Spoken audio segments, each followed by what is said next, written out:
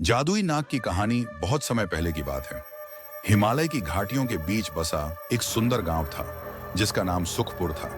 सुखपुर में लोग बड़े शांति प्रिय और मेहनती थे, लेकिन गांव के पास एक बड़ा सा जंगल था जिसे लोग जादुई जंगल कहा करते थे। कहा जाता था कि जंगल में एक जादुई नाग रहता है जिसका नाम नागराज वासुकी था। यह नाग दूसरों के भले के लिए काम करता था और किसी को बिना वजह नुकसान नहीं पहुंचाता था। लोग उसे देवता की तरह पूजते थे। गांव में एक दिन भयंकर सूखा पड़ गया। नदियां सूखने लगीं, खेत बंजर हो गए और लोग प्यास से तड़पने लगे। गांव के बुजुर्गों ने कहा कि जंगल के भीतर की जादुई झील ही इस विपत्ति को दूर कर सकती है, लेकिन यह झील नागराज वासुकी की देखरेख में थी। झील तक जाने का रास्ता कठिन था और लोग डरते थे कि कहीं नागराज उन्हें नुकसान न पहुंचा दे। वहीं गांव में आकाश नाम का एक निडर और नेकदिल युवक रहता था। उसने तय किया कि वह जंगल में जाकर नागराज वासुकी से मदद मांगेगा। गांव के लोग उसे रोकने लगे, पर आकाश ने कहा, अगर नागराज सचमुच सबका भला करता है तो वह हमारी मदद जरूर करेगा। आकाश जंगल में गहराई तक पहुंच गया।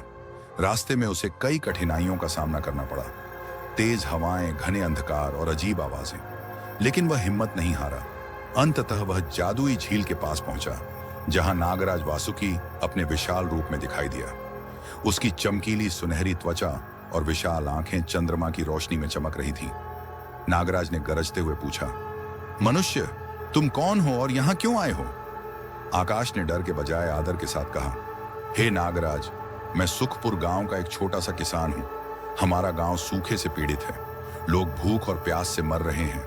कृपया हमें जादुई झील का पानी दे दीजिए ताकि हम सबकी जान बचा सकें। नागराज वासुकी आकाश के साहस और सच्चाई से प्रभावित हुआ। उसने कहा, तुम्हारा हृदय पवित्र है और इरादा नेक। मैं तुम्हारी मदद करूंगा। इतना कहकर नागराज ने अपनी पूंछ से झील को हिला दिया, जिससे झील का पानी गांव की ओर बहने लगा।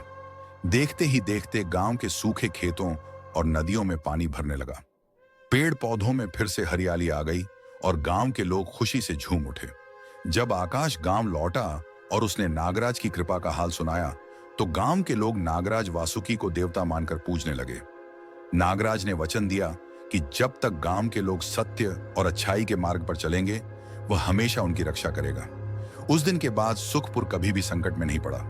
गांव के लोग नागराज की पूजा करते रहे और वह जादुई नाग हमेशा छुपकर उनकी मदद करता रहा। इस कहानी की सीख ये है कि अच्छाई और सच्चाई के रास्ते पर चलने वालों की मदद प्रकृति भी करती है और सच्चे इरादे से मांगी गई दुआ हमेशा कबूल होती है।